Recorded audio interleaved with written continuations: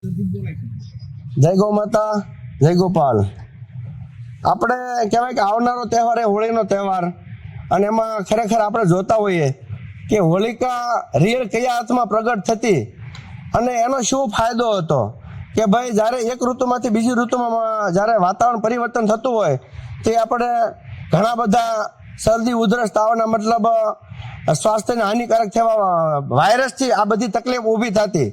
તો એના માટે આપણે હોલિકા દહન જે છાણામાંથી થતું, ગોબરસ્ટિકમાંથી થતું, એ ધીમે ધીમે બંધ થાય અને વૃક્ષોનું દહન, કચરું બાળવાનું અને હોળી પ્રગટાવવાની, આવો હોળી ન કહી શકાય, એક ભડકો કહી શકાય એવો તહેવાર ઉજવવા તરફ આપણે જઈ રહ્યા છીએ. પણ ખરેખર હોળી એટલે ગૌ માતાના ગોબરનું જે કાસ્ટ બનેલી હોય, છાણા હોય, સ્ટીક હોય, એનો ઉપયોગ કરી અને આપણે હોળી પ્રજ્વલિત કરી.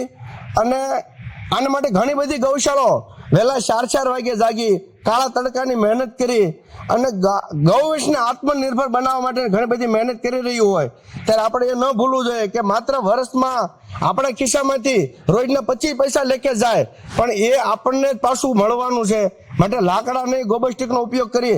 અને એવું નથી કે તમને ક્યાંથી લેવા, તમને નજીક પડે ત્યાંથી લો, તમને તમારી કોન્ટેક્ટમાં ગૌશાળા હોય તો ત્યાંથી લો, પણ ગોબર સ્ટીકનો આગ્રહ રાખો, સાણાનો આગ્રહ રાખો, લાકડા ન બાળો. અને તમને ક્યાંય ન મળે તો એલબી ગૌક્રાંતિ સંસ્થામાં તો છે જ.